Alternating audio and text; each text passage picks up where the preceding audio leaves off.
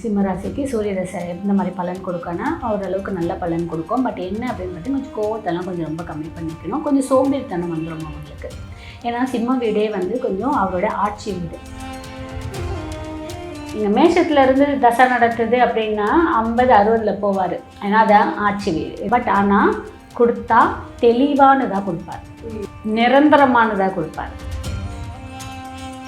நிறைய நற்பலன்கள் நிறைய கொடுக்கும். நிறைய பெரிய மனிதர்களோட நட்பு கிடைக்கும். அந்த நட்பெல்லாம் உங்களுக்கு ரொம்ப கண்டினியூவாக இருக்க மாதிரி இருக்கும். அதே மாதிரி இந்த சிம்மராசி அன்பர்களுக்கு சூரிய திசை நடக்குது அப்படின்னா என்ன மாதிரியான பலன்கள் கிடைக்கும்? சிம்மராசிக்கு சூரிய தசை இந்த மாதிரி பலன் கொடுக்கனா ஓரளவுக்கு நல்ல பலன் கொடுக்கும். பட் என்ன அப்படின்னு பார்த்தீங்கன்னா, கொஞ்சம் கோவத்தெல்லாம் கொஞ்சம் ரொம்ப கம்மி பண்ணிக்கணும். கொஞ்சம் சோம்பேறித்தனம் வந்துடும் அவங்களுக்கு. ஏன்னா சிம்ம வீடே வந்து கொஞ்சம் அவரோட ஆட்சி வீடு. சிம்மத்தில் சூரிய தசை நடக்கும்போது என்ன ஆனால், சொந்த வீடுன்னும் போது இப்போ நம்ம ஒரு வாடகை வீட்டில் இருக்கோம்னா அட்லீஸ்ட் வாடகை கொடுக்கறதுக்காக ஓட ஆரம்பிப்போம். சொந்த வீட்டில் இருக்கிற நம்ம என்ன பண்ணுவோம், நம்ம வீடு தானே, நம்ம 10,000 இருந்தாலும் போதும், நம்ம சாப்பிட்றதுக்கு இருக்கே, நம்ம ஏன் ஓடணும், ஒரு ரிலாக்ஸேஷன் எடுப்போம்ல, அதுதான் அங்கே நடக்கும். ஓகே, அப்போ அவர் என்ன ரிலாக்ஸேஷன் சோம்பேறித்தனம் ஓகே அந்த மாதிரி நடக்கும். அப்போ அவர் என்ன பண்ணுவாருன்னா, எதுக்கு நம்ம ரொம்ப வேகமாக ஓடணும், நம்ம கொஞ்சம் ஒரு லெவலில் ஓடுவோமே, மற்றவங்க தான் வாங்கிட்டு வராங்க, அதை எடுத்து வச்சுப்போமே. ஏன்னா சிங்கத்துக்கான குணம் என்ன, மற்றவங்க போய் எடுத்துட்டு கொடுத்துட்டு இருக்கோம் பார்த்தீங்கன்னா. அதுக்குன்னு சிம்மராசி நான் சோம்பேறின்னு சொல்லலை, கண்டிப்பாக என்னமா சொல்கிறீங்கன்னு கமெண்ட் போடுவாங்க. பட் அதோடைய ஸ்பீடு வந்து கொஞ்சம் கம்மியாக இருக்கும். நம்ம எல்லாம் நினச்சிட்டு இருப்போம் சிம்மராசி வீடு வந்து சூரியனோட ஆட்சி வீடு, அப்போ சூப்பராக இருக்கும், ரொம்ப வேகமாக போகும், ரொம்ப நல்லா இருக்கும்னு நினைப்போம். பட் அதுதான் தப்பு. அந்த இடத்துல கொஞ்சம் ஸ்பீடு கம்மியாயிடும். நம்ம 50 போயிட்டுருக்காரு, மற்ற இடத்துல இருந்து 50 போயிட்டுருக்காரு அப்படின்னா, நீங்கள் மேஷத்துல இருந்து தசை நடத்துது அப்படின்னா 50-60 போவார். ஓகே, ஏன்னா அதான் ஆட்சி வீடு, இது உச்ச வீடு. இங்கேருந்து பண்ணும்போது இது ஆட்சி வீடு. அதனால என்ன பண்ணுவாங்கன்னா கண்டிப்பாக 40, 30, 35 அப்படி தான் போவார். ஸ்பீடை கொஞ்சம் கம்மி பண்ணுவார். பட் ஆனால் கொடுத்தா தெளிவானதாக கொடுப்பார், நிரந்தரமானதாக கொடுப்பார். ஓகேங்களா, தடால்தடியாக கொடுக்க மாட்டார், நிரந்தரமானதாக பொறுமையாக உங்களுக்கு இது தேவையா, உங்களுக்கு கரெக்டானது, எப்பயுமே அது உங்கள் கூடயே இருக்கிற மாதிரி பொறுமையாக கொடுப்பார். நிறைய பாடங்களையும் கற்றுக் கொடுப்பாரு, நிறைய விஷயங்களை உங்களுக்கு சொல்லி கொடுப்பாரு, நிறைய நற்பலன்கள் நடக்கும். போட்டுமே சைலண்ட்டில் அப்புறம் ஏன் இப்படி இருக்குது கொஞ்சம் பாருங்கள், அது என்னன்னுட்டு எல்லாம் வந்துகிட்டே இருக்கும். நிறைய நற்பலன்கள் நிறைய கொடுக்கும். நிறைய பெரிய மனிதர்களோட நட்பு கிடைக்கும். அந்த நட்பெல்லாம் உங்களுக்கு ரொம்ப கண்டினியூவாக இருக்க மாதிரி இருக்கும். அதே மாதிரி அவங்களுடைய வெளிநாட்டில் இருந்தும் உங்களுக்கு ஒரு நல்ல ஒரு இதெல்லாம் கிடைக்கும். அதுக்கப்புறம் உங்களுடைய உறவுகளையுமே பூர்வ புண்ணியத்தில் இருக்கக்கூடிய சொந்த பந்தங்களுடைய உறவுகளும் நல்லா உங்களுக்கு ஒரு ரிலாக்ஸாக இருக்க மாதிரி இருக்கும். நிறைய நல்ல விஷயங்கள் நடக்கும். உங்களை முன்னில் நடத்தி இவர் இன்னாருடைய பையன், இவர் தலைமையில் தான் நடக்குது. அதே மாதிரி நீங்கள் கோயிலுக்கெல்லாம் போனீங்கன்னா உங்களுக்கு சில மரியாதைலாம் கிடைக்கும். பார்த்திங்கன்னா நிறைய விஷயங்கள் நிறைய நடக்குது. ஓகே, சூப்பர், ரொம்ப நல்ல விஷயங்கள் நடக்கட்டும், நல்லது தான். பட் இந்த சூரிய திசையில் வந்து இப்போ எந்த புத்தி சேருது? இப்போ சில புத்திகள் வந்து நம்ம முன்னாடி ராசிக்கெலாம் பார்த்தோம். இப்போ இந்த சூரிய திசையில் எந்த புத்தி வந்து சேரும்போது பிரச்சனைகளை கொடுக்கும்? கேது புத்தி, சனி புத்தி, இந்த 2 புத்தி வரும்போது கொஞ்சம் கவனம் வேணும். ராகு புத்தி கூட ஒரு சில நேரத்தில் ஒரு விதமான இது கொடுத்துரும். ராகு நல்ல இடத்துல இருந்துட்டாருன்னா ஒரு தள்ளிட்டு போயிடும். பட் அந்த கேது புத்தி நீங்கள் என்ன தான் வந்து நல்ல இடத்துல இருந்தாலுமே கூட அந்த ஒரு டக்குன்னு ஒரு ஃப்ரீடம் கொடுத்துட மாட்டேன்றாரு. ஏதோ ஒரு இடத்துல போட்டு நம்மளை ஒரு லாக் பண்ணி வச்சிடுறாரு.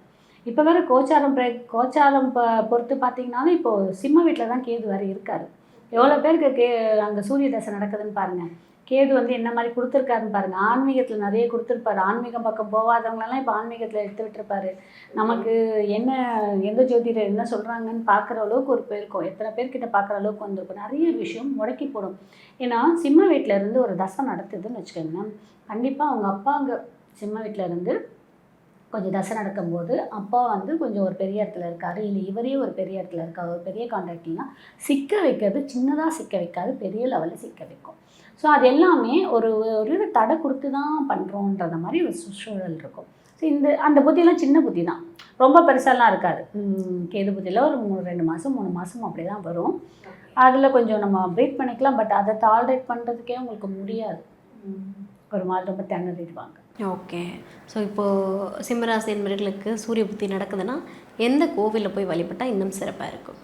இவங்க கோவிலை விட நம்ம சூரிய நமஸ்காரம் பண்ணுறதே அவங்களுடைய கோவத்தை ரொம்ப கண்ட்ரோல் பண்ணும். ஓகே. அதே மாதிரி பீச் இருக்க இடத்துல போயிட்டு காலைல சூரியன் ரேஸ் ஆகுறாரு பார்த்தீங்கன்னா, சன்ரைஸ் டைமு, அந்த டைமில் போய் இவங்க நின்று அந்த கடலில் குளிச்சுட்டு சூரியனை வந்து பார்க்கும்போது, அதுவும் பர்டிகுலராக ஞாயிற்றுக்கிழமை, சப்தமி தேதி, அப்புறம் கார்த்திகை நட்சத்திரம், உத்திராடம் நட்சத்திரம் வர்ற அன்னைக்கு நீங்கள் கடலில் போய் குளிச்சுட்டு நீங்கள் சூரியன் நமஸ்காரம் பண்ணிட்டு வாங்க. கண்டிப்பாக அந்த பவர் நமக்கு கொஞ்சம் ஜாஸ்தியாகவே இருக்கும். ஓகே. நல்லா இருந்துட்டாருன்னா. நல்லா இல்லைன்னா இந்த நட்சத்திரத்துலாம் போக வேண்டாம். நீங்கள் வந்து ஜென்ரலாகவே அந்த ஞாயிற்றுக்கிழமை தோறும் வரக்கூடிய நாளில் ஏதாவது தானம் கொடுங்க. கோதுமை தானம் கொடுங்க. ஏதாவது ஆசிரமத்துக்கு இந்த மாதிரி கோதுமை மாவு வாங்கி தானம் கொடுக்கறது, நெய் கூட தானம், மாவு ப்ளஸ் நெய் இந்த மாதிரி தானம் கொடுக்கறதுலாம் கொடுக்கும்போது நல்ல மாற்றம். Okay ma'am, super. சிம்மராசி அன்பர்களுக்கான அந்த சூரிய திசைக்கான ஒரு அழகான பலன் சொல்லியிருக்கீங்க. Thank you ma'am. சூரிய திசை ஒவ்வொரு ராசிக்குமே ஒவ்வொரு விதமான பலன்களை கொடுக்கும். நீங்கள் கேட்ட மாதிரி சூரியன் வந்து உச்சமாக இருந்தால் ஒரு மாதிரி பலன் இருக்கும், நீச்சமாக இருந்தால் ஒரு மாதிரி பலன் இருக்கும், ஆட்சி வீடாக இருந்தால் ஒரு மாதிரி பலன் இருக்கும். பட் பொதுவாகவே சூரிய திசை கெடுதல் தான் பண்ணுவார்லாம் கிடையாது. சூரிய திசையில் ஒருத்தர்லாம் பதவியை பிடிச்சதெல்லாம் வந்து நிறைய விஷயம்லாம் நடந்திருக்கு. சூரிய திசையில் தான் நிறைய பேருக்கு கவர்மெண்ட் ஜாப் கிடைக்கும், கவர்மெண்ட் எக்ஸாம்ஸ் கிளியர் பண்ணுவாங்க. சூரிய திசையில் தான் பசங்க நல்லா படிப்பாங்க. சூரிய திசை தான் திடீர்னு பார்த்தீங்கன்னா ஒரு கிளர்க்காக இருந்தவர் ஒரு ப்ரொமோஷனில் மேலே போய் உட்காருவார். நீங்கள் சொன்ன மாதிரி சூரியன் வந்து கெடுதல் மட்டும் பண்ணுவாருன்னு கிடையாது. சூரியன் அவங்களோட ஜாதகத்தில் எந்த மாதிரி இருக்கார், சுபராவோ அசுபராவோ, இல்லை யாருடைய பார்வையில் இருக்கார், இல்லை யாரோட சேர்ந்து இருக்கார், இல்லை யாருடைய நட்சத்திர கால் வாங்கியிருக்கார், எத்தனாவது வீட்டில் இருக்கார் அவர், அந்த மாதிரியெல்லாம் பார்த்து தான் நம்மளுடைய குணாதிசயங்களில் அவர் அந்த திசையில் நல்லது கொடுப்பாரா கொடுக்க மாட்டாரான்றது தெரியும். ஓகேங்களா? அதுலேயுமே சிலரோட நட்சத்திரத்தில் உட்காந்துருக்காருன்னா கூட அந்த அவர் எத்தனாவது பாதத்தில் உட்காந்துருக்காரு பொறுத்து அது நடக்குமா நடக்காதான்றதையும் நம்ம கால்குலேட் பண்ணிக்கலாம். கண்டிப்பாக ஆப்வியஸ்லி நீங்கள் கேட்டிங்க ஒரு விஷயம், என்ன கேட்டிங்கன்னா சூரிய தசை நடக்கும்போது அவங்க கேரக்டரில் மாறுமானு. கண்டிப்பாக மாறும். கண்டிப்பாக கேரக்டரைஸும் மாறும், அவங்களோட ஃபிசிக்கல் அப்பியரன்ஸும் கண்டிப்பாக மாறும். ஒரு டைம் பார்த்தீங்கன்னா முன்னாடி ஒரு பர்டிகுலர் திசை பற்றிலலாம் ஒரு மாதிரி இருந்தவங்க சில திசை மாறும்போது கண்டிப்பாக சேஞ்ச் ஒரு ஆகிறதுக்கு வாய்ப்பு இருக்குது. அதில் பர்டிகுலராக பார்த்தீங்கன்னா இந்த ராகு திசையில் ஒருத்தவங்க ஐடென்டிட்டியே மாற்றினாங்கன்னா அவங்க லைஃப் செம்ம சக்ஸஸ் ஆகிடுவாங்க. சூரிய திசையில் பார்த்தீங்கன்னா ஒருத்தர் அவங்களுடைய அந்த ட்ரெஸ்ஸிங் சென்ஸை வந்து கொஞ்சம் சேஞ்ச் பண்ணி ஒரு மாதிரி கரடு முரடாக ஒரு ஒயிட் அண்ட் ஒயிட்டு அந்த மாதிரிலாம் மாற்றினாங்கன்னு வச்சுக்கோங்க, அவங்களுடைய இதுவும் கொஞ்சம் மாறிடும். இதெல்லாம் வந்து தசாபுத்தி தெரிஞ்சு நம்ம நடந்துக்கும் போது நம்ம அந்த தசாவுக்கு ஏற்ற மாதிரி நம்மளுடைய கேரக்டரைஸ்டும் மீன்ஸ் நம்மளோட அப்பியரன்ஸும் கொஞ்சம் சேஞ்ச் பண்ணும்போது கண்டிப்பாக அது ஒரு நல்ல சக்ஸஸ் கொடுக்கும். சனி தசை நடக்கும்போது ரொம்ப ஓவராக ட்ரெஸ் பண்ணிக்கிட்டு ஓவராக இது பண்ணாமல் மீன்ஸ் எளிமையாக இருக்கு, ரொம்ப இல்லாமல் கொஞ்சம் எளிமையாக இருக்கும்போது அது ஒரு விதமான நமக்கு நன்மையை கொடுக்கும்.